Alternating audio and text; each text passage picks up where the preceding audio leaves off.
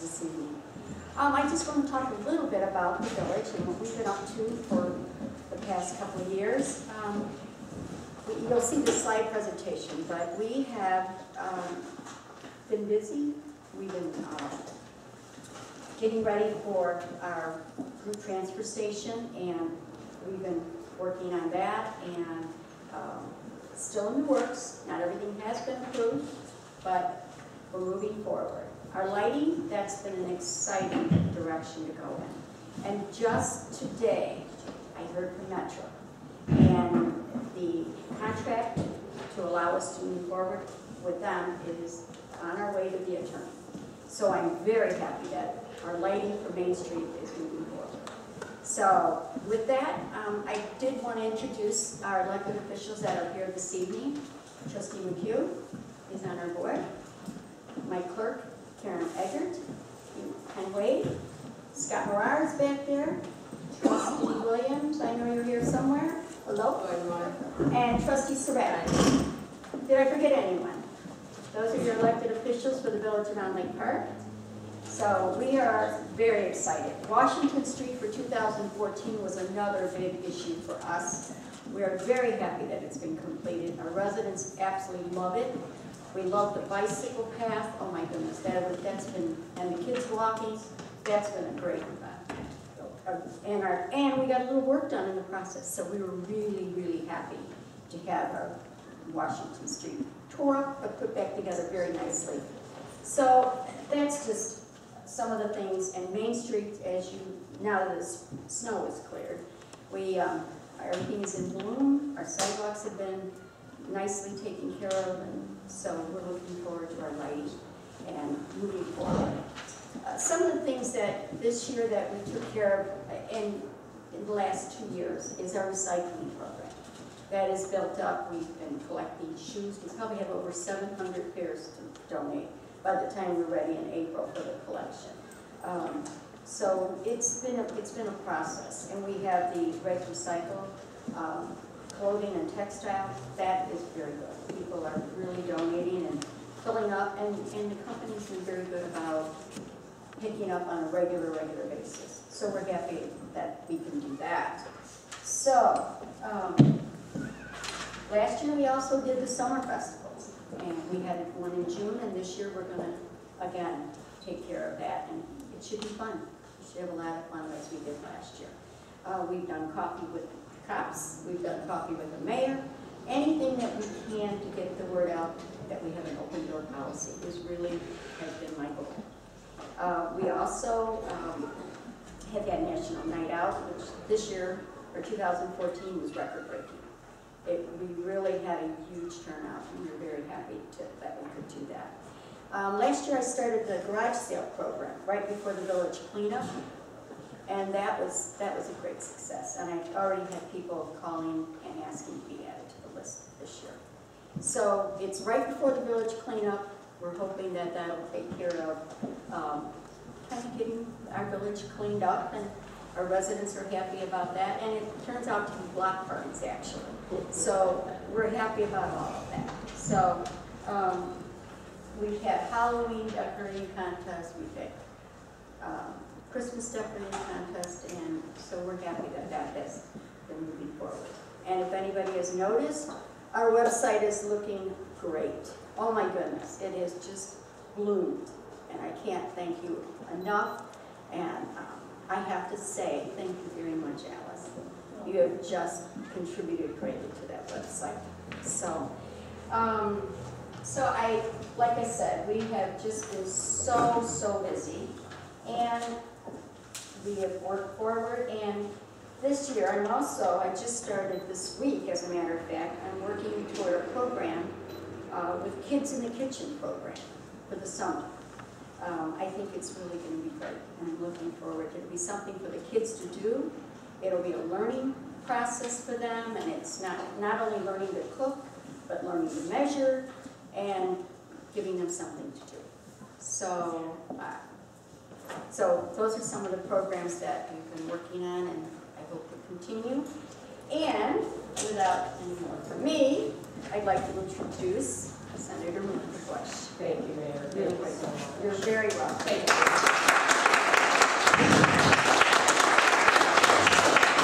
First, I want to say thank you for taking time out. I know that everybody has busy lives, and you know, sometimes state government sounds kind of boring. You know, so I really do appreciate your taking the time out. It means a lot to me.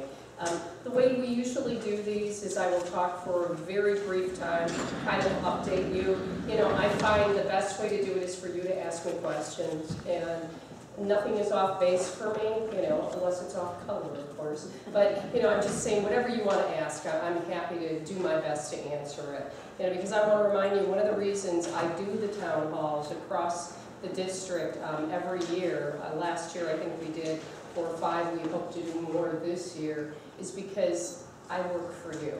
You know, and I've got to tell you, I've got the best employer I've ever had in my life. I truly enjoy representing you in Springfield. It is, it's my great honor. So I just want to update you on a few things with the budget, so you know where we're at in the state of Illinois. So most of you may know that there was a temporary income tax increase that was enacted a few years back under Governor Quinn. We went up to a little bit over 5%. That tax rate went back to 3.5 effective the end of December. So there was a rollback. Governor Quinn had said he wanted to extend the tax rate to keep it in place, and Governor Warner had said that he would not extend the tax rate. So that's what happened. We paid down quite a bit of debt over the last couple of years, which is a good thing, but we still, you know, have quite a bit of debt in the state of Illinois. Our finances are certainly not in the kind of shape we would like them to be in. I should tell you that if there was a vote, there was never a vote on the Senate floor nor in the House of Representatives to extend the tax rate. That vote didn't take place, but I made a commitment that I would allow that tax rate to sunset. And if the vote had come to the floor, I would have voted no, because I felt there were other ways to fix our tax situation. Mainly to look at, certainly, you can always look at where you can cut some things, but more than that, I really felt that there were other places where we could save those monies and we could create jobs to bring in more revenues. I do a lot of work there. I also, you know, felt pretty strongly that, you know, I think most people, you may know this, but we overwhelmingly voted for a millionaire's tax in the state of Illinois. If we enacted a millionaire's tax, that would fill that hole. We also have been talking about, since I got there, which is only a couple years ago, but tax loopholes. We also know that there are tax loopholes out there that need to be closed, corporate tax loopholes, that would bring us in about $500 million in revenue. It sounds like a lot, but it really doesn't fill the hole. You know, so it has to be, you know, a bigger combination than just that. So when you're talking about filling those revenue holes, it's going to have to be through a combination of things. And it's going to be, you know, I still think we may see a millionaire's tax come for a vote. You know, when we put it out, you know, those referendums that go out there are advisory in nature. So basically it's got, you know, asking the voters your opinion. Do you think it's a good idea? More than 60% across the state said that a 3% millionaire's tax was a good idea. Personally, I think that was a little high. I think they, in California, I want to say they did a 1% millionaire's tax, and that would really be beneficial probably for education. But anyway, so I think that's kind of where we're at financially, but I wanted to tell you what just happened with the budget that we just passed. So last year, we passed a budget for a half a year, right? And that sounds like a really bad idea. But I think the reason we did that is because we didn't know really what was going to happen with revenue. We knew that if Governor Quinn was reelected, he was going to extend the income tax where it was at. And really, there probably would have been enough support for that to pass. So we felt it would fill those holes. But what happened, of course, is Governor Ronald won, and he didn't want to do that. So we were left with an underfunded budget. So there had to be some pretty drastic moves. The original recommendations were to take it out of really 3 big places. And that really wasn't very popular with most people. So there was an agreement between leadership, so that would be Governor Rauner, Speaker Michael Madigan, and President Cullerton, there was an agreement between them that what we should do instead is do a 2.25% cut across the board to everything. And in addition to that, to sweep some programs. And a sweep really just means, it's like if you have all these little bank accounts for different things, and you build up some balances in them because you're putting money into them. It allowed us to sweep all of those funds to pay, so that we didn't have to cut some of the programs, such as help for some of the mental health programs, some of the least among us programs. I think it was a little frustrating as we saw an additional cut to education. So we're prorating education currently, we're funding it at 89%, which isn't good. We know that we should be funding it about $8,500 per year. It really should be the average. That's recommendations from EFAB, it's called, Economic Funding Advisory Board.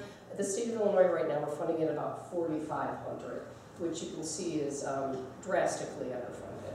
So I'll just give you some numbers, and then, like I said, we'll go into questions. So I really kind of saw this budget as bad government, and I'll tell you why. So one of the things that I really believe is that we all got elected for a reason. We should all have a seat at the table. And really what happened is in a 3-day period, we knew there were talks going on, but in a 3-day period, our governor and our leadership came to an agreement without us really even knowing what it was. Let me tell you when I knew what was in the budget. I knew it when I read it in the newspaper 2 days later, because those deals were made. And I don't think that's the way that we should be handling things, I would call that just bad accountability. I think that for me, what I found is I still think we're a little too top down. Those decisions are really made at the top, and we really don't have much access to the information.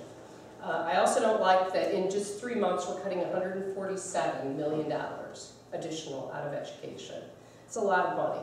Communities like this are hard pressed to make up those state dollar cuts. I mean, I know I was really proud of the Round Lake area for passing the referendum, though. I think that was so important. Your school district needed that money to expand so badly. Anybody who hadn't been in those halls, I toured it. It was so crowded. And here's the thing. This is a beautiful building here. And you all know, if you go to a building where you're packed in like sardines and you don't have the things that you need to educate your children, it doesn't feel like a place you want to go and be educated. So I'm just really proud of this community for passing that referendum. So we're also going to be cutting quite a bit out of Medicaid. And here's the thing, that sounds like, well, that's not so horrible, is it? Well, it's really horrible, because the other problem is we're also cutting dental. So when you cut dental, for every dollar that we spend on dental care for people that need it, it's actually saving about $10. Because if you're not taking care of your teeth, you're going to the emergency rooms, and that's much more expensive. So that's kind of penny wise and pound foolish, as they say. And the other thing I didn't like about the budget is really the only people that were asked to pony up were people like you, people like me. We didn't really ask people that are in that top percent to pay any additional money. All the cuts, everything was really on the back of the middle class. So I wasn't a fan of the budget. Education, I think most of us in this room know that there is no equality in our public education system.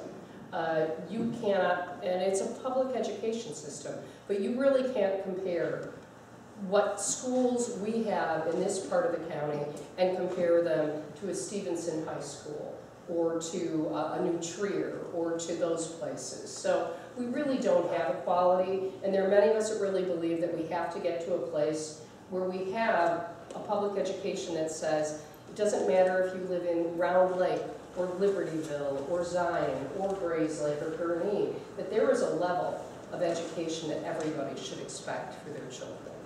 So that's where we're at with the budget. We have a whole nother budget, to pass before we come back for the summer. So this is the 2015 budget we just passed. We'll be passing a 2016 budget. Hopefully it'll take us about 3 months to put that together, but I still think we're in a time where we are still going to be dealing with some difficult situations. So I'm going to just open it up to questions. I'd be happy to tell you the things I'm working on if you're interested in that. Maybe we can do that in a bit, but I'm happy to answer questions. I can tell you I work a lot on economic development, because I believe good jobs are the cure to most ills. If you have a good job, you're able to support a family, have a home, give back to your community, participate. So I do a lot of work on economic development, bringing jobs to this area. I'm doing some work on government consolidation. In particular, we're looking at the assessors and looking at whether it makes sense to roll them kind of into the county. We believe there's a big savings there, and also more continuity between taxing on your homes. For instance, how your home is looked at in Round Lake may be different in how the exact same home is looked at in Lake Villa. So it'll just kind of level the playing field. I think it's important. I've done some good government legislation too that requires, if you're going to have changes in your budget, you have to also post that information on the website. So you can see that on the website, so you know if your government is looking to increase their tax levy. And quite a few things like that, but I really just want to be able to answer questions. So anything that you want to know, I'm happy to answer. So let's just do that. Yeah. Hi. Thanks for hosting us. Yeah. Thank you. This is really great. So you live in Lake County, as I do, and so then you know that our property taxes I knew that was going to come. Yeah. are absorbed. They are. They're very high. So I applaud you for looking at the township assessor. Yes. The part and parcel of the whole thing. Maybe there will be some parity that comes of that. Yes. But what about, or what's the discussion, if there has been any, about really consolidating all of the layers of government that we have? Yeah. Well, recent studies show that what we have over 4,000. Correct. The most in any state in the United States. Correct. Exactly. And those, so it's interesting. So I'm going to tell you just a quick story, and then I'll answer your question. So I ran this bill, right, in committee last week, and it said that, this is simple, that a county may ask their voters to take their assessors and roll them into the county. And the savings are, you'll see reports come out in the near future that would show just for Lake County alone, the savings are $3 to $5 million a year. So, good legislation. I'm in a committee, right? Everybody knows it's good legislation, but here's what happens. Between the time my bill gets posted on the website in Springfield and the next morning, you can slip in favor or against something. I had 400 slip against the bill. And I had all of my peers saying to me, oh my God, Melinda, I had 200 calls. I had 100 calls. Because what happens is, anytime you start to talk about government consolidation, whatever government you were talking about, just turns it up and really stops it from happening. So my bill didn't get out of committee, and I'll tell you why. And I said it, I said, look, they said, Melinda, if you take this bill and just make it Lake County, right? We're happy to vote for it. I said, this is the problem, right? I'm not going to do it to just Lake County. It's not the way to do it, because this is good legislation. But you know what? You all talk about government consolidation until it impacts you or your county, and then nobody's for it. And that's why we never get anywhere. I am going to reintroduce the bill as a pilot program, and you'll probably hear about whether it's a task force or a round table. I've met with the county. I'm talking to township assessors. We're going to do it in Lake County. So it's going to have to take steps, and we need to have everybody at the table. Instead of my dictating and saying you have to do this, so we're going to have assessors there, we're going to have the county there, and municipalities there, and talk about buy-in, how do you get there, does it make sense, do we save money, and how do we move on? So I think that's how you start those conversations. Okay, so we're going to start with one. With one, yeah, and I believe me, I've been on the phone yesterday after I had my 400 people slipping against me, on the phone yesterday with some of the assessors and said, look, how do we get there? What do we do? And so I think that's what we're going to have to do, is to have people at the table. It makes sense. Then you don't get your back up. But yeah, that's my hope, and I could go on, there's mosquito vacant districts, please. Exactly. Yeah, so I agree with you, and I hope that that's going to start the conversation, but when I talked to the assessors, I said to them, okay, so should we start in a bigger picture? Should we sit at the table and say, municipalities, townships, county, where can we save, what are the things we can do? And they said, no, start with one thing. So that's our intention, is to start with one thing. And maybe if we can get that done, then we can start to have honest conversations about it. Because it may be, it sounds like a great idea, but maybe we'll find out you really don't save money. Maybe we'll find out we really can't do the services differently. But we're never going to know if we don't start those conversations. Yeah, no, thank you for the question. I have one son. I'm so proud of him. Really, ask me anything. I really mean it. Yeah. I'm Larry. Question, you had talked earlier about tax loopholes, and I've heard a lot about tax loopholes. Me too. But I haven't heard a specific for a tax loophole. It would be a corporate, Yes. R&D. These are all, there are 3 corporate loopholes. One I can tell you is we actually give credits for people that have businesses in other states. We do. And I wish I could remember what it's called. There's a name for it. But pretty much all the surrounding states have stopped that, but we still give that credit. I think there's a name for it. It really is, if you open a business in another state, you get a credit from the state. Yeah. And there are probably more, but here's what happens with that. It's the same kind of thing, right? So we actually passed this year. I'm a chief co-sponsor on it. There are 3 different pieces in their corporate tax loopholes. One is also has to do with businesses overseas. They get a credit for actually moving parts of their business. I mean, there's some backdoor things that when you really read into them, you find out they're really not beneficial to us. But there's 3 that we passed out of committee this year. And I think they might pass on the Senate side. But they amount to about $500 million. But we're trying to fill about a $1.9 billion hole. Now going back to the tax loopholes. Yeah.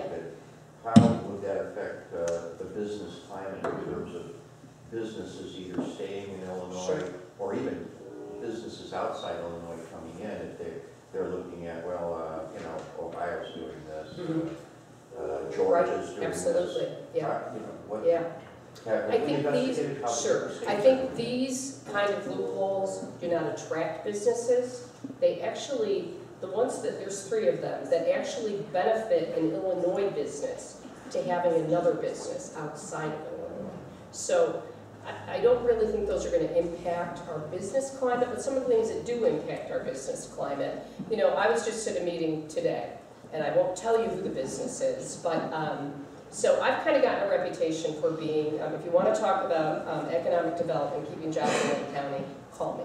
Because I work hard on those things and really educated myself on what it's called our DCO, which is the arm of economic development in the state of Illinois. So here's where we have a problem. Wisconsin, for instance. We compete a lot with Wisconsin. We have a governor up there that I call him the guy with the trunk of money. Because literally, and I'm really not kidding. He makes the call to the business. They kind of cherry pick. They decide who they want from northern Illinois. He makes the call. Governor Walker, we really want you up in Wisconsin. We're going to set up a meeting with you and talk about how we can get you up here. And then they have a group that comes down and meets with them, meets with the business, offers them all kinds of incentives, in addition to some money up front through some creative financing, or creative ways, let's say. So they get money up front too, which is really nice for a business, because if you've got a business and you want to expand, and I say to you, you get these credits, but here, I'm going to give you $2 million too, and you can do what you want with that, right? So that's something you don't see in a lot of places. But so I passed some legislation. Number 1 was that when we look at marketing the state of Illinois, requires them to look at surrounding states. So in counties that border, we look at surrounding states and we look at what their programs are and how do we manage them. Number two, there's a thing called edge credits that we use. And it's basically giving, when a company, let's use an example. Let's say we've got a company that's looking at Illinois. Let's forget about the competition now. They're looking at Illinois, they're looking at Wisconsin, Indiana, Iowa, etc. So we give them, they're called edge credits. So it's future tax credits based on the jobs that you create. So for every job you create, we're giving you a future tax credit. That works great, we're pretty competitive there, but where we have a problem is in job retention.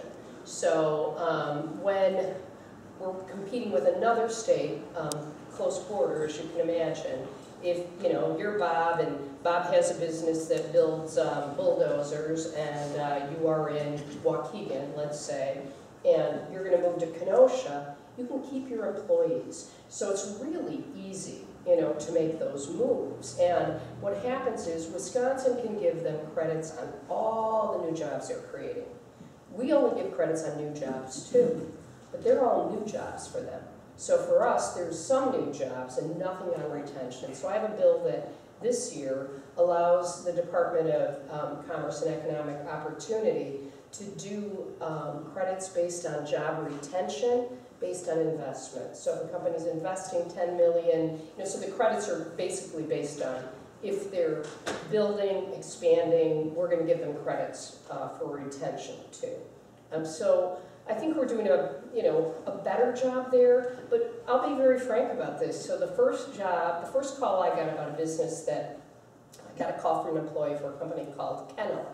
This was, almost 2 years ago now. So I get a call from someone who works, and they're like, hi, I work for Kennel. I'm hearing stuff that the company I'm working for is moving to Wisconsin. Is there anything you could do? Well, I'll try, right? So I call the company, find out who the owners are, get in touch with them. We set up a meeting for them. We meet with the governor. We do everything that we can, right? And after about 2 weeks, now this company had been here, started in Chicago, I want to say for 50 years, when I think it was the chief operating officer, said to me, Senator Bush, you've done more for us in 2 weeks than the state of Illinois has done for us in 50 years. Well, that's not a compliment. It just isn't. So we've really been working hard to make sure that DCO is doing a better job in this area so that we have those connections. And some of the things you may be also referring to, there's also misinformation out there about what our tax rate really is in the state of Illinois. So, we like to bash ourselves pretty good. So let's do a real comparison.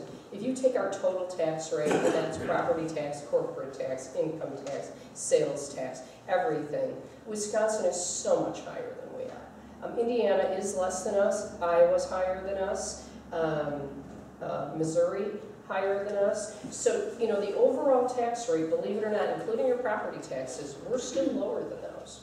Yeah, it's pretty surprising. Yeah, it is. So, The property taxes. the property taxes are, Significantly less. the property taxes are lower, absolutely, absolutely. I don't think there's anybody in this room, in particular in a community like Brown Lake Park and Grays Lake, where you have a lot of homes and very little businesses. There have been talk through the years about revenue sharing. Should you do that on a wider basis? But believe me, the communities that have the businesses aren't interested in those conversations. So, anything else? So, in our And just the other thing, specifics? when you get to the taxes, it kind of Yeah. makes me wonder. I originally from Florida, Yeah. and we lived in Florida for 20 years. Where are you at in Florida?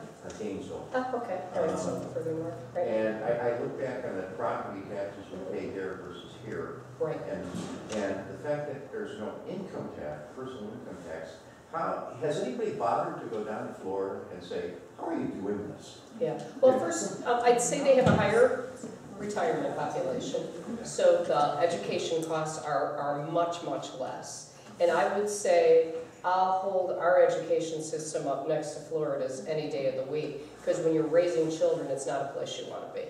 And they have a huge amount of tourists that come in and pay for your taxes. I mean, that's really the way it works. They come in and they spend a fortune in that state. So the sales tax, the motel taxes, those things really do help to cover a lot of the costs for the residents of Florida. So that's why you want to see.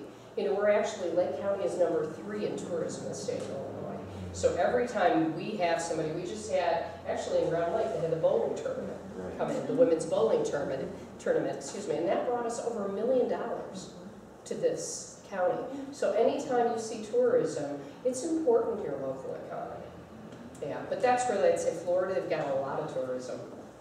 You and I, when we go down there, are paying for the residents, which the residents don't mind, yeah. But anyway, anything else? Yeah. Hi, I'm Germán Lopez, and I've been living in Round Lake Park for about 13 years. Okay. Where I'm so proud to be here. Good. This country and be part of this great community, right? I always believe that Round Lake is a great and beautiful area to grow up kids and to be successful. Yes. I came from Mexico 10, 12 years ago. Right now, I'm successful. I'm rich by lead control. Yes. I'm not using the public schools, but I'm still paying my taxes, okay? To the schools, but I don't mind. But the only thing we have to be careful in the government. Yes. How we can prevent to be broken in the state again. Right. Because the government is like me, like him, like him. Absolutely. It's Living in the budget, right. right? Right. What we can do Absolutely. to say where you came from. I came from the great state of the Illinois, who is successful. What part? Round Lake Park, glorious, right? Yeah. How we can do, me like a regular citizen, Yes. to help you, to help everybody, to bring more business to this area, to grow up, Well, to I'll tell be you. part of the progress. Yeah. Yeah. So, It's great to talk in another states, right? absolutely. But I'm interested to grow up and be the progress here, Yeah. where I'm live. Yeah. And then we can share the cake, right? Totally. I totally agree. Well said. So I would say a couple of things. First of all, I think that the way that the state of Illinois got in trouble is because, not me, but people, elected officials, wanted to tell you what a great person they were and what a great job they were doing. They spent money before they had it, and probably spent money they shouldn't have. There were programs that were popular, that were passed and put into law, and they spent money that they shouldn't have been spending, frankly. So one of the biggest problems we have is we know about our pension debt in the state of Illinois. And that was really created because the politicians every year said, you know what, we'll pay that later. Let's instead make this program kids care, or whatever those things were. I can't remember what Governor Blagojevic's program was, but it was a great program, but the problem was in order to fund it, he didn't fund other things. So, here's what I would say to you. I think that the decision we have to make is, what do we want to pay for? What's important to us? Because one thing that I do think is dangerous today, and we've seen it, and I'll say, maybe not popular, but I'm not a fan of the Tea Party. I think they've caused a lot of problems out there by being anti-tax. Really has to be, what do we want? What are we willing to pay? What's important to us? Do we want a quality education for our children? Today, I was at a groundbreaking yesterday at the College of Lake County, which was very exciting. They're doing a big STEM facility, so science and math, which we all know. 7 out of 10 jobs being created today are in those fields. And yet, I believe the United States is 57 in the ranking of our education at that level. Thank goodness we're only 7th in how much we're spending here, but we're still, not how much we're spending. We're 7th in overall students that are interested in those fields, sorry. So we have a ways to go, and I think, and this is just certainly my opinion, I think that over the last 20 years, I think we've decided the best thing we can do is hate government. That government is not a good thing. But government has to be there for certain things. So instead of attacking your government, instead of attacking the state of Illinois, wouldn't we be better if we stood up and said things like, I love this state, I love this community, what can I do to make it better? And it's not always money, it's not, but it's that commitment. And that saying, I think I've seen, well, I know I've seen, so much bashing of the state of Illinois that I don't know why anybody's still here. And I think that's all our responsibility to say, you know what, we've got a pretty good quality of life here. We have, I know it's been difficult that these last, let's face it, we just went through the Great Recession. Very, very difficult economic times. But you know what? I don't know many other places in the country, except maybe the climate from time to time, that are really a better place to raise a family. We have incredible, our forest preserves are incredible. We're so lucky to have them. We have wonderful downtowns. And I have to say, I love the Round Lake, what they have done. It's like little Mexico over there. And I love to be able to go there to have that diversity of culture. And the donuts are so good. They're not as sweet. I really noticed that as, what we think in this country. So it's just great to go there, and I love to see what's happening on Main Street around Lake Park, as you're seeing, you're seeing Mexican food places, you're seeing American food places, you're seeing a real blending of culture, and I think that makes us really powerful when we're able to do that. But I would say it's be invested in your community. And don't be afraid to, when you disagree with someone, to say in the nicest way, does it really benefit us to hate our government? Does it? It doesn't. Make sure that you know who you're voting for. Make sure that you hold your elected officials accountable. And when you see something I do that you don't like, you call me and tell me. Now be nice about it. But I mean it. Or if there's something that you think is really important that we're missing, tell us. And remind your elected officials.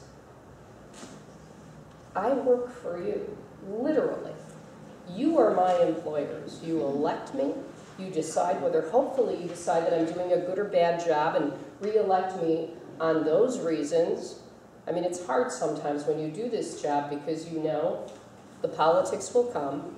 God knows what I will have done, by the time they're done with me on television ads. But know who you're voting for. And make sure more than anything, that you believe that people you're electing, whether they're Republicans or Democrats, that they are people that you believe are honest and that are there to do the best job they can to the best of their ability. I think you look at your mayor, I was listening to her thinking, she's so proud of what's happening in this community. And I just look and I think, you look at what happened to the street out there. And, I was on the county board when that happened, and, they got sick and tired of hearing me at public transportation, when are we getting that done? When are we moving that project out? Because I really felt that Round Lake Park wasn't being paid enough attention to.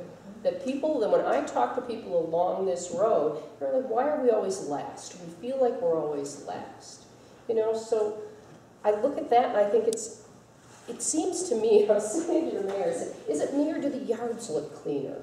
Are people taking better care of their properties along that road? And I think that happens when you know that people care, your school, when those kids go to school and they see that the people of this community thought enough of them in education to invest in them, you don't think that's going to make a difference? I know it would for me. It's like, wow, my community does care about this. This is important. So I would say, talk about your government in the kindest words you can. Hold people accountable. When you see bad actors in government, call them out. What we saw with Aaron Schock, I'm sure most of you saw the news, a congressman from the central part of the state, did horrible things. Was really kind of, I think, forgot why he was there.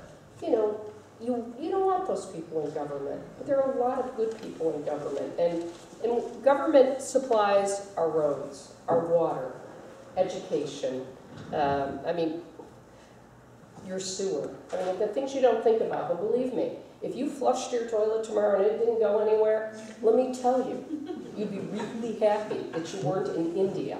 Because really, that's not who we want to be. So that's what I would say to you. And really, what you said really just makes my heart swell. Just please don't forget about Round Lake Park, over there, because we are. I don't. Look, I believe in this, and I always believe. Everybody in the past, they said, where do you live? Round Lake. Oh, bad schools. Where do you live? Round Lake Park with people with no money. We said, I don't know about you, I got money. I got money. See, that is the thing, right? I feel proud. I feel proud to be here. So I like to tell everybody, feel proud where you live. Defend yourself. Not because other people came from Libertyville, Lake Villa, from other places. Put your head out. Yeah. We are humans. It's true. And it's so interesting because when I went, and was at Round Lake High School, right? I saw some of the most amazing young people. And your principal that you have there now, please just hang on to him. He is so engaged. He is so important, I think, to that high school. But anyway, it's impressive. And those stories need to be out there. So you're right. You're right. And don't talk about Illinois like, look, Rod Blagojevich was a crappy governor. Oh my God. The guy was a crook, but he's not Illinois. He's not Illinois. And you know what? Here's one thing we can say. When we have governors that do things that are illegal in the state of Illinois, we put them in jail. We don't hide it, we put them in jail. So that's probably a good thing. Good, thank you. Something we should be overly proud of. I mean, really, because there are governors across this country that probably shouldn't be in jail. Okay, I'm an accountant by trade, so forgive me for what I'm going to ask. Oh, no. I do not understand how government budgets as contrasted to business budgets. And then, having said that, you've all agreed on a budget, and then for the rest of the year, the House and the Senate passed legislation that probably isn't in that budget. Right. How in the world does that work? Appropriate How in the special world do we appropriations. limit it? Right. And, we know we're going to hock up to our eyeballs, but I Right. don't see us getting out of it anytime soon. I'm with you. If a budget isn't a meaningful thing. Yeah. Okay. If you saw our budget, you would scream. I mean, truly, I think you would. So what's happened over the years is there been, you run for office, and boy, isn't it a great thing? I want to make sure that we plant flowers on every hilltop over there, and we need a special fund for that. So we're going to put money in that fund. Over the years, there have been so many special funds created. And really, I mean this. And, I served on the county board, I served on the village board, and certainly have been in business and understand how to run a budget. I don't have a clue. Truly. I mean, it's that difficult. Now, maybe I don't have a clue is a little bit too far, but it's very complex how that budget is set up, and it's very difficult to understand. I think we need to simplify it. There's too many individual funds. I think we need more in the general revenue than pay them out, to Fund those accounting funds. is confusing anyway. What's that? Fund accounting in Yes, general is yes. not something people are terribly familiar Right. with. Secondly, we collect our real estate taxes after the fact Yes. for the prior year. So of course, we're always in the hole for something. Mm-hmm. I just find myself wondering why, if I'm the only one puzzled by the process, something just bad. No, I don't think you're the only one puzzled by the process. And I do think the state of Illinois' budget is extremely complex. I feel like I know more about it now after a couple of years. I served on the Appropriations Committee, but it's a very complex process. It really Does is. it look like we're going to consolidate the treasurer and the comptroller? That would certainly be up to the voters. We'll see if it's put on the ballot. I believe we should. I believe we should. I also, question why we need a lieutenant governor in this state. Really, it doesn't save a tremendous amount of money, though. Well, Just but so you then, know. so when the But- governor goes to jail, there's somebody to take the job. Well, but that could be somebody else. It doesn't have to be lieutenant governor. You can certainly have a different succession, because really the lieutenant governor does whatever the governor directs them to do. Like our new The vice lieutenant president. governor, right, our new lieutenant governor, her job is to look at government consolidation, and there will be hearings on that, which is great. But do you really need an individual to do that? So I hope that there will be a voter referendum. That we voted in the Senate each year to do that, but it hasn't gone any further. The lieutenant governor in the state is not like the vice president in the United States, who has a secondary job of sitting in the Senate. No, So we don't have any, nope, no job description at all. no job description at all. It really is at the will of the governor and whatever the governor assigns out. How do you sign up for that? I don't know, I'm thinking a couple years I might consider it, you know, because I'm going to try and fix education funding. Maybe I could get that as an assignment. Yeah. Maybe you already covered this before I came in, but I was curious about your take on last week's action where the governor shifted and the legislature agreed to shift money from one, you know, All the sweeps? yeah, all the streets. Did you talk about that? Yeah, we did I'm talk sorry. about it, that's okay. I did not vote for this budget. I didn't really think that it was the answer. There were a lot of areas that were still really hurt. Some were saved, you know, because here was the thing. So originally there were a couple of areas that we're going to sweep a lot of money out of. But, you know, is there anything particular that you're concerned about? I just wondered what you thought. Yeah. And- Medicaid is going to be cut Yeah. pretty substantially. Yeah. So we What did kind about of the go. healthcare law and Medicaid? What does that, how does it affect that portion of the federal funding? Hopefully, I don't think we've cut enough. The matches are still going to be there. Yeah, the matches are still going to be there. Yeah. I Is don't it think- just temporary? Is it all Yeah, it's gonna 3 be- months, right? Okay. It's 3 months, and really, so here's the thing. We passed the budget for 6 months. So this is really just 3 months. And now we're starting work again. Well, we like to call it starting work, really. They're starting work, and they'll tell us what it is after we're done. But we're starting work again on a budget that really should be passed by the end of May for 2016. But with the same funding constraints. So I think it's going to be difficult. I don't think it's going to be another good budget. What is our fiscal year, July or June? What? July.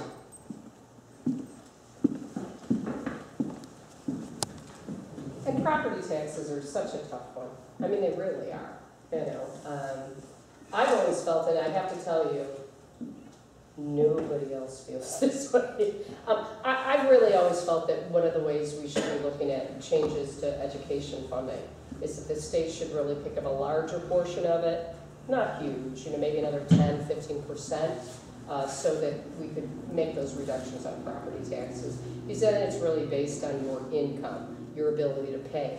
Instead of property taxes, really are based on the supposed value of your property. And you could be someone making $30,000 a year or someone making $100,000 a year living in that same house. So it's a really regressive tax. But I have to tell you, it's not popular. I've really tried those conversations. I was on the Education Funding Advisory Committee, and it really, most people just aren't interested in making that switch. Yeah. My question for the budget for 2016 is the child subsidy program. Well, I own a child care center Yeah. in the Round Lake area. Right. A lot of children. And you guys were going to be liberated. Yes, Right. I know they've filled the gap Yeah. for the remainder of the year, but going Right. forward, the governor has talked about cutting school-age children completely out of the program. Yes. And I worry that there's a lot of Round Lake children, where to go after school, what are parents going to do, who's watching these children? Yeah. And it's, Yeah. you knew on that topic and. I would say that, again, you know, this is a sad statement of things, but it really is true. I saw what was being cut in the budget after the vote. I mean, what are the individual cuts? You know, so those are negotiated. I certainly hope that's not the case. But you should testify, make sure, you know, that you can go onto the budget, you can slip in favor of something, or, you know, you can also write to me, you know, send an email that says this is really important to you. You know, I'm really happy that was, as I said, one of the good things that happened is the areas that were really hurt badly, or not hurt as badly. But we cut 2.25% to some agencies that really just couldn't afford any. Yeah. Last fall, the voters expressed support for raising the minimum wage. And so, where is that? Nowhere. Yeah. So Governor Ronner has indicated he does not support. What he said is this: I support raising the minimum wage, and I don't remember what his exact numbers were, but basically it was about increasing it by about 40 cents over a period of 5 years. It was, I'm sorry, absurdly ridiculous. So. We passed, the Senate, we passed a bill that increases the minimum wage at a reasonable rate over the next period of years. The House did not call it, and the governor has said if we were to pass it, he would veto it. So what happens is, you probably know, I don't need to give you a lesson in government, but here's what happens. It has to pass, we're bicameral, so it has to pass in the Senate or the House first, and then go to the other and pass there, and then the governor signs it into law. The governor can veto anything that we pass. We hold a supermajority, though, which means we can override a veto, but it's difficult, and it's very difficult to do that. And I don't think it would hold in the House. Frankly, the Senate would override it if he vetoed it. We feel really strongly about the minimum wage, but the House wouldn't. So it's kind of dead for right now. And voters overwhelmingly passed that too. About 63%, I think, in the 31st district. Some areas much higher than that. The average in the state was about 65% yes. So, we need to pass a minimum wage increase.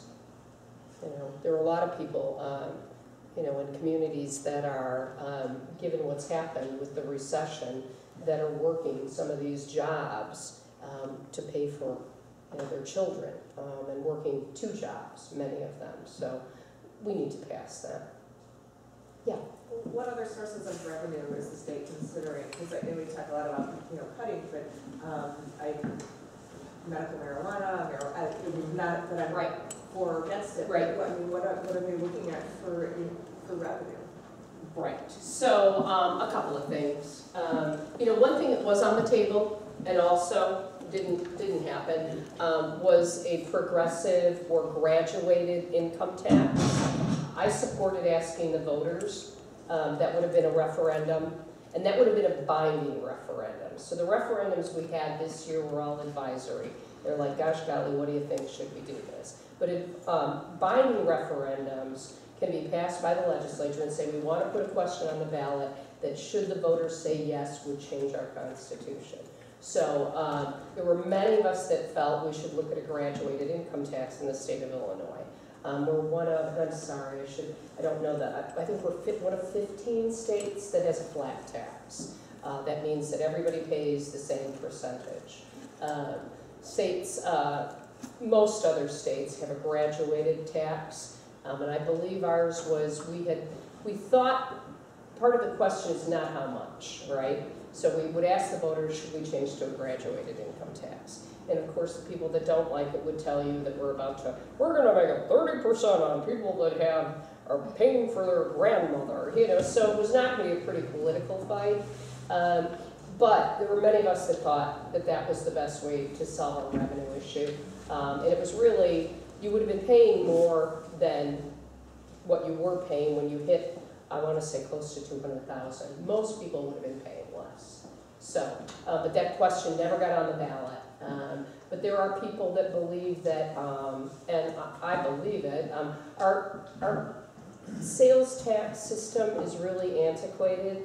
In the 1950s, 60s, we were not a service economy. It was, very retail. Nobody had somebody that came in and did their lawn, or very few people.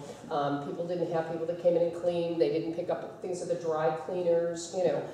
All these services aren't taxed, sales tax. So there's certainly those questions out there too. Should we have sales tax on some services? So that would be something we could look at. I really think it is a combination of things.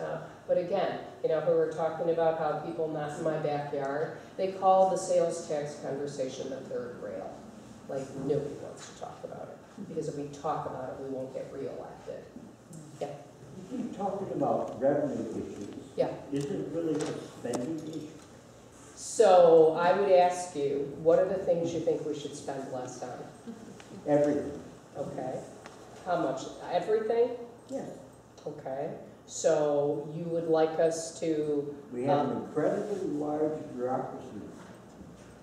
I would say, you know, the state of Illinois has the smallest number of state employees per capita of any state in the United States. Those numbers have been drastically reduced. We have cut government pretty substantially. We actually have trouble. Let me say this to you. Let's say you think it's a good idea that we police our road. No doubt about it. But as we learn, I really think there's an effort to clean things up. You know, Well, and we're if bankrupt. what's that? That's because we're bankrupt. I would say, well, thank goodness that states can't claim bankruptcy, because who would be paying all those bills? But we are in a bad financial situation, you know. But the way out of it is to, And as the population ages, it's going to get worse, not better. well, they're going to move to Florida. Go back for it. Yeah, Retirees they're going to move to income Florida. tax. You know, it is going to be difficult, no doubt about it. But I do think there's a way out of it. I really do. You know, we could amortize pensions over a longer period, because one of our biggest problems is that pension fund. You know, and it's a big problem, and it's not just at a state level. Municipalities, fire protection districts, we're all looking, and we know that we have to make changes to our pension systems. You know, and we're making those changes. But so far, the only thing you've been talking about is increasing revenue. Really haven't. You know, I've said that, well, I think, but we've already decreased our revenues. We have. I mean, you know, the income tax was higher for a short period of time.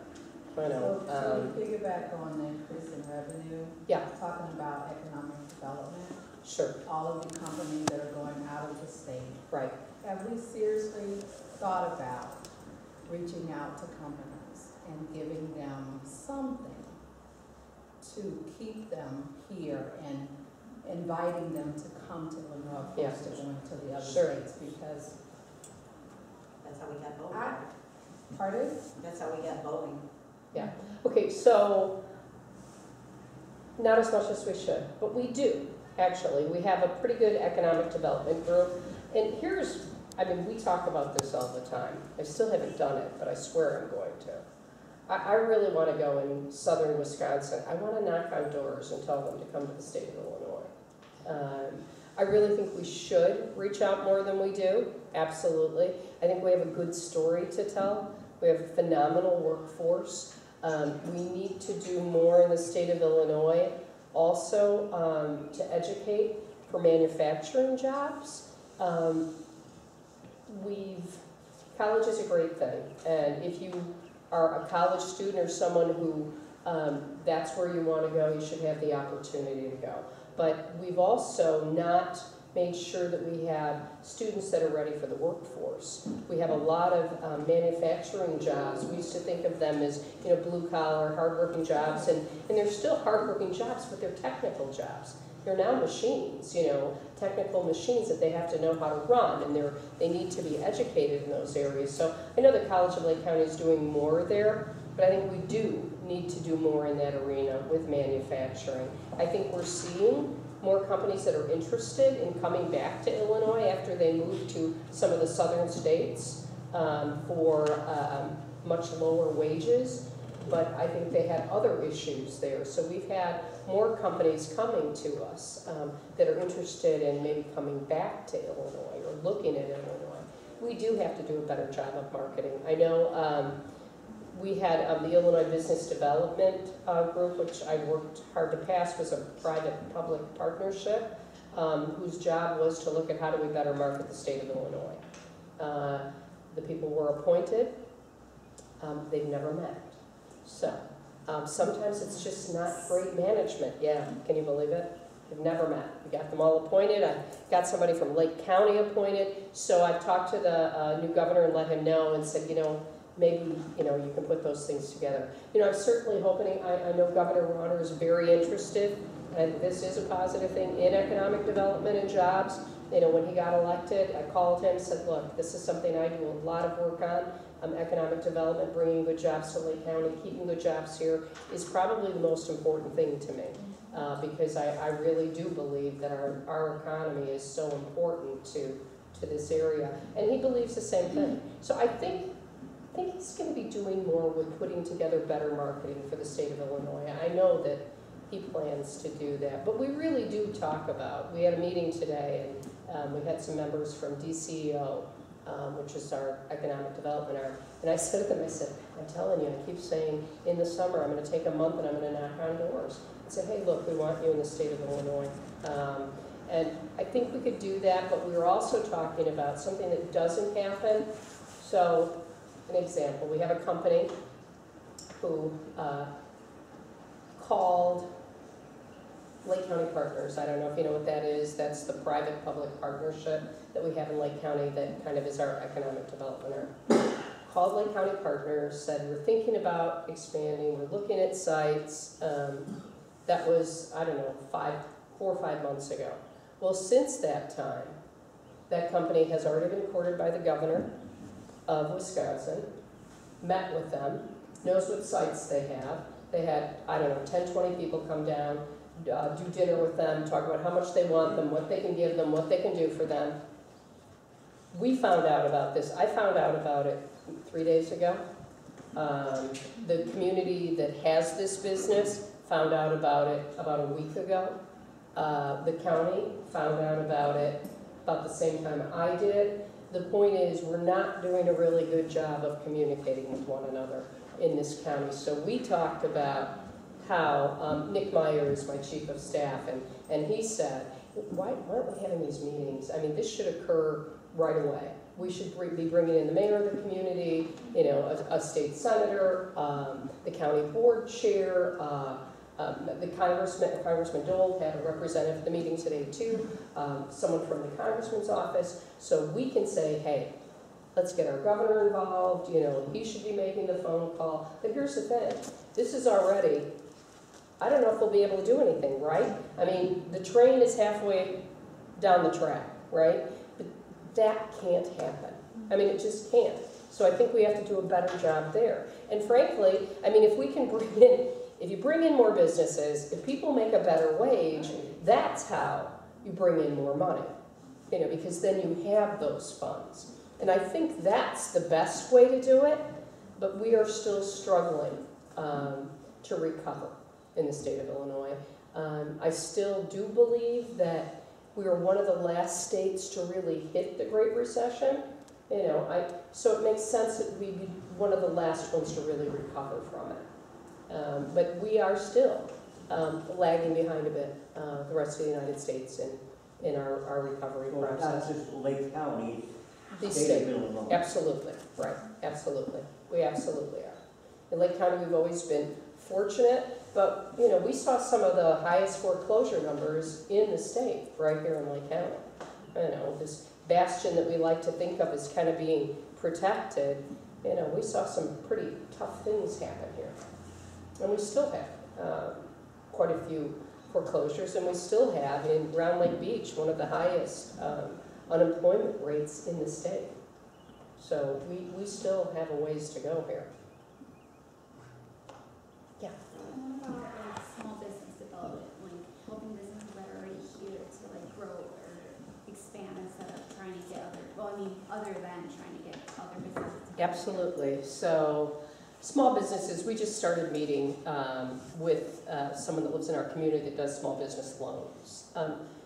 We think as an office, we want to do a better job reaching out to small businesses and helping them know all the things that are out there to help them grow their businesses. We're starting something at the state of Illinois that will be it'll take 2 years before it's up and running, but one of the complaints we hear from particularly small businesses, but all businesses, is it's really difficult when you want to do something, right? It's like, where do I go for this? What do I do this? So we're trying to create a one-stop portal online so you can just log in and you'll be able to find everything you need in one place. So we think that'll be beneficial. You know, I think the small business, they do a decent job, but how do we reach out? You know, how do we get to people? I think we need to do a better job of that, and I think it's the same kind of thing that we saw today. Everybody seems to work in their own silos. You know, it's bringing those people together, and those relationships are so important, and I think we have to do a better job of that. But I would ask you, you know, are you a small business owner? Yeah, my family. Yeah. So what are the things that you see? Because some of our best legislation and best ideas really come from the people that deal with it every day. So I might not think of something, well, I know I'm not going to think of something that you are because it's what you do. So if you see areas, are things, do you need? Should we be holding workshops on how you get financing?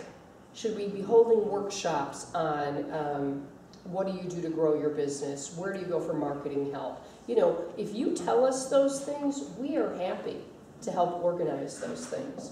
It's my job, you know, and we really do mean to reach out and do what we can. But if you tell us what those things are, sorry, Nick and Sarah, I probably just put something else on your list. And they're like, oh my God in heaven. Great. Yeah, but really talk to our office. And if we can put something together, we've done some really good job fairs, health fairs, those kinds of things. But the one thing we really haven't done is figured out a way to help businesses grow. And maybe it's just bringing people together, but maybe it's putting together some kind of workshop for you, whether it's quarterly. I mean, because you probably have no idea the things that are available to you through the state of Illinois. Probably have no I idea. think that's important because, I mean, we could research and stuff like that, but not every person that owns a business has all those, you know, they're not tech. Where do you have the time? Things like, exactly, things Right. like that. So it's like if it was just, that's a good idea. Yeah, you don't even know the questions to ask, right? I mean, It's a sometimes. reliable source, or, Yeah. you know, like you have all this time that you can't be spending in. I mean, I was stunned when we met on small business loans, the kind of loans that are out there that I didn't know about, right? So maybe if we did something like that, and I'd be really interested in putting something like that together, you know, and whether we choose to do it every year, twice a year, but I think that would make sense to me. So you should really talk to Sarah or Nick after. Maybe we can figure something out. And there are other things. I mean, do you feel that there, you know, like I said, we've done 2 big job fairs in Zion. Amazing how many people were hired. We were just, does your heart really, really good. Representative Yingling did a job fair in Round Lake Beach. I think are we still set to do that this year? Right. So we're going to be doing a job fair in Round Lake Beach, in the Round Lake area also. I think the first year we had, do you remember how many people were hired? Not off the top of my head. I know, sorry, you know, but hundreds. It was just amazing, amazing. You know, we'll do those kinds of things, but if there are services that we can offer in the community, you know, tell us what they are, you know, and we will do our best to try to bring people together. We did mortgage workshops so people could find out what they could do to stop a foreclosure, you know, and we were able to help a few people, and that feels good too. But, you know, we brought out, when people were signing up under Get Covered Illinois, we did some of those events, and, you know, we try to do things that are timely for you, but if there are things where it would really be a benefit to you, you know, I'll tell you one of the things that's really frustrating for me is we're going to build a garage. Hey, I haven't had a garage in 15 years. I mean, come on. Thank you, Village of Grace Lake, for the variance. But anyway, so we're going to build a garage. I would love to put a solar panel on it, right? I'm thinking, oh, what a great idea. How do I do that? I mean, I made calls. I mean, it's really difficult for me to get that information. So I think, you know, should we be doing workshops for homeowners on how do you save energy? You know, how do you get to these things? So if you have ideas for things that would be beneficial for you, you know, let us know. You know, we'd really be interested to hear, and we'd want to be able to do things if it's something that was really going to benefit the community.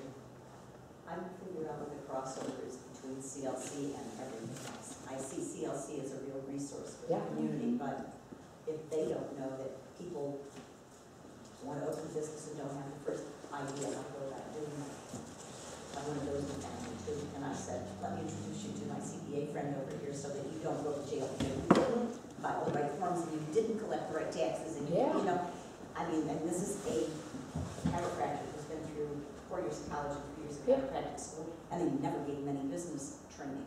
So, no, it's really hard to be a small business person. It is, because so you have to know all of those but things. is that something that, you know, is a natural for CLC rather than you? Sure, but maybe, you know, doing it in conjunction with them, right?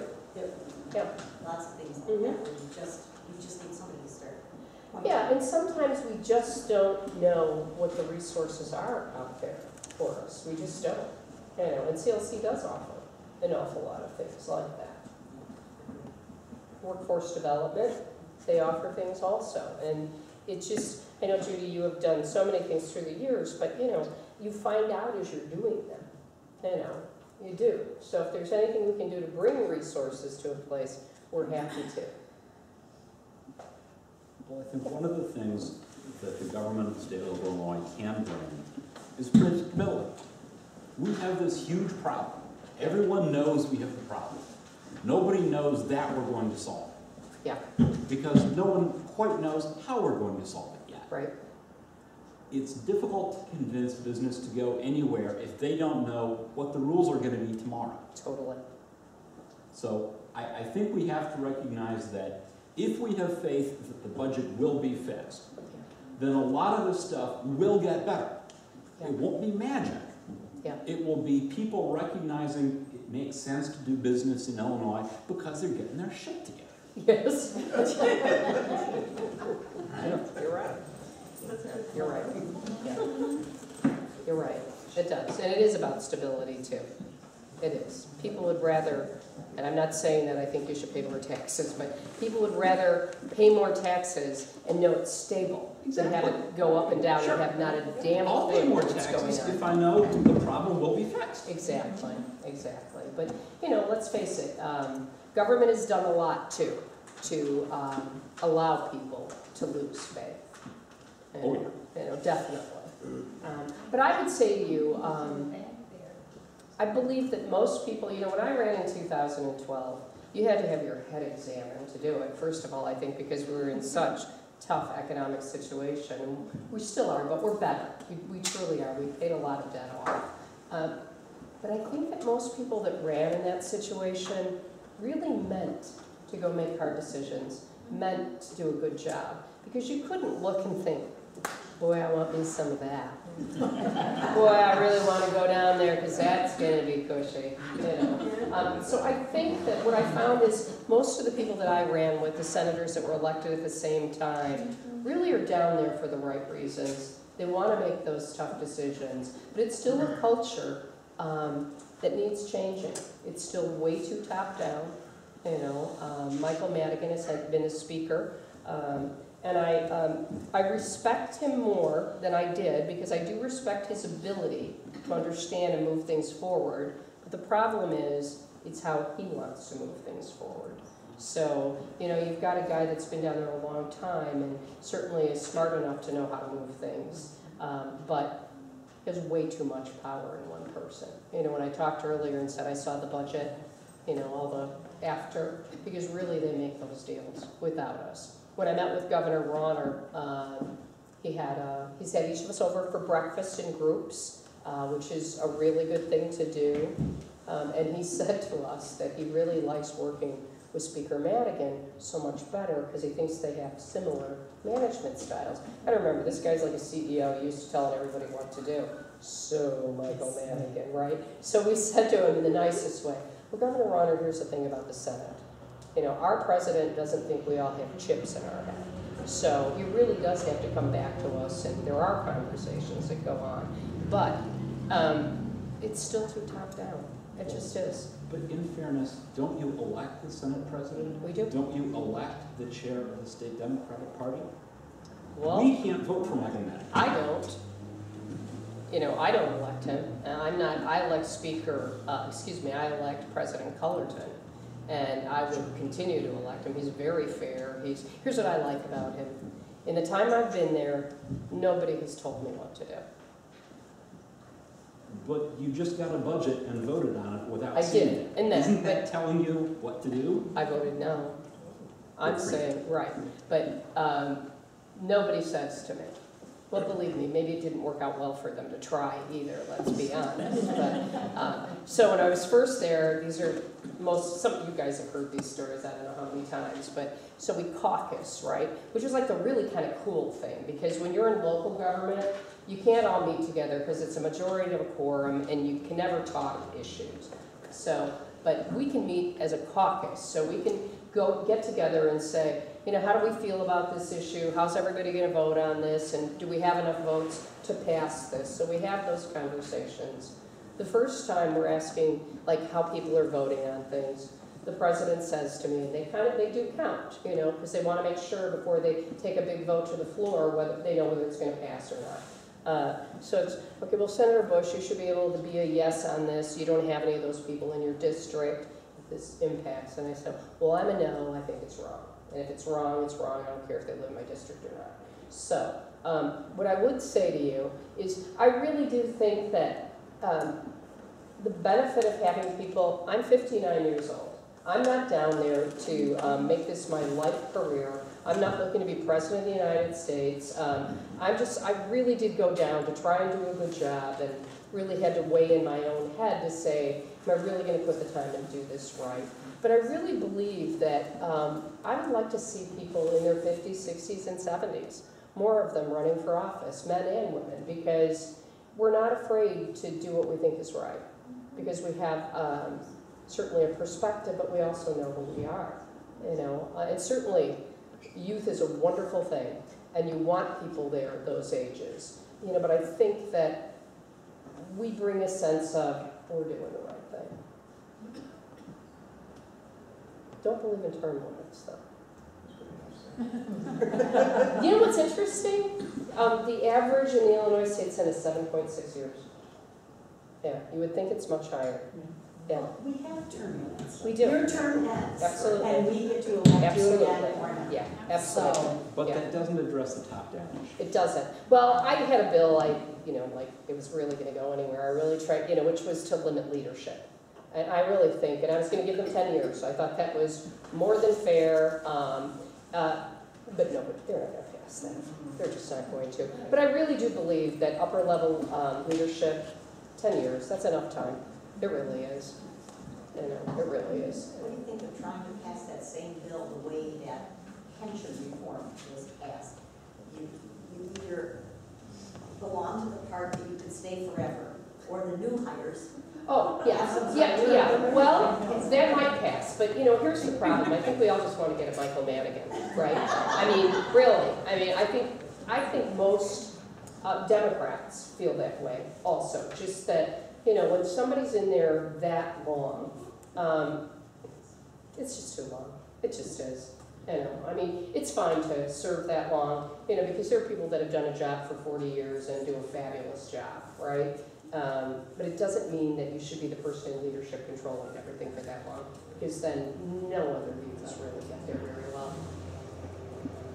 Probably, I met him, went to see him my first year because he took one of my bills, which basically he wanted a statute number for it, so it was a bill I wanted to have passed, so I made an appointment to go see him, which apparently isn't done. I mean, really, members of my Senate floor were like, where did you go? I said, I went to see the speaker. Well, what did you see him for? What did he want? I made an appointment. He took my bill. They're like, you made an appointment to see the speaker? So I went to see the speaker, and I said, so you took my bill. I just want to know why, and what are you doing with it? Because I wanted to pass that bill. And he said, well, I wanted the statute number, and I looked at him. They called them shell bills, and I said, well, why didn't you file a shell bill? You didn't know? I mean, you've been doing this a long time, right? So what are you going to do with my bill, right? So he put it on another bill. a vehicle and sent it back over, which was fine. But when he asked me how I liked it so far, and I said, well, I really don't like how things are run. I don't really like the kind of top-down way decisions are made, which was basically telling him I didn't like the way he ran things. And he looked at me and he smiled, and he said, I would suggest, he said, do you want to know my opinion? Do you want any recommendations from me? And I thought, not really, but I thought I'd be polite, and I said, sure. I say concentrate on the things that you care about, and spend your time working there. And I think you'll be happier doing that. I walked out and I thought, so basically was that like, don't do that, little girl? I'm not really sure. But he is a really smart guy. I will give him that. He really is a very smart guy. He gets the political process. He knows how to play chess to move things forward. I just think it's time for somebody else to have a chance. But anyway. Yeah. I just a curious question. If someday I decide to run for Senate, someday, what will Don't be doing it against me in 2 years, that's all I'm saying. Anything can happen, but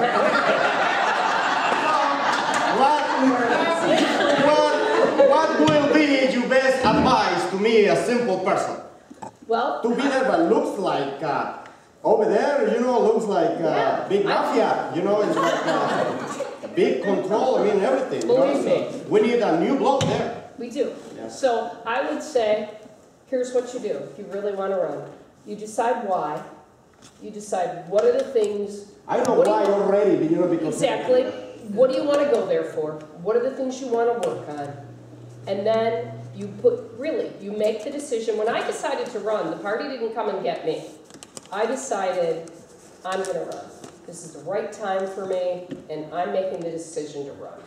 I certainly needed support, from the party at the end. You really have to. We could talk about that too, election reform, and there's money in politics, not good. But I would say you make the decision, and then you put your head down. I really mean it, and you work harder than you have ever worked. And you knock on as many doors as you can, and you tell people why they should want you to be there representing them.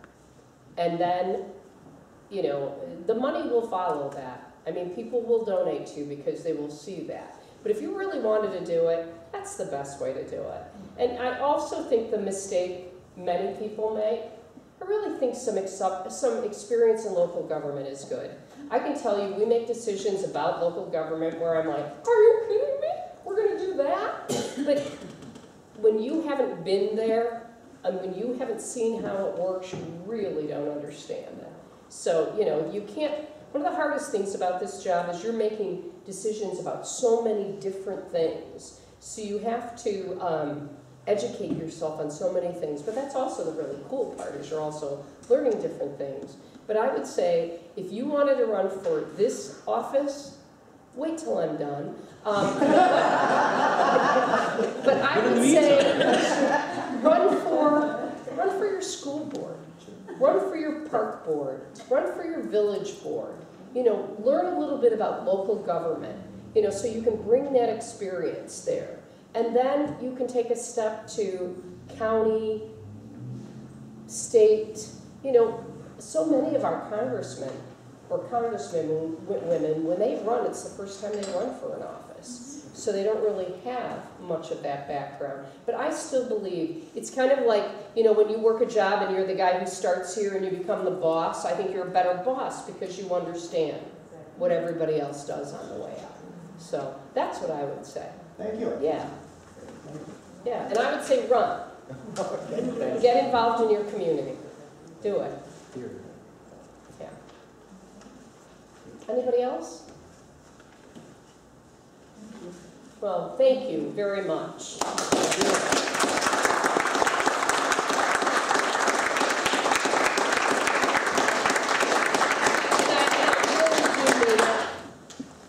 Call our office. Write us.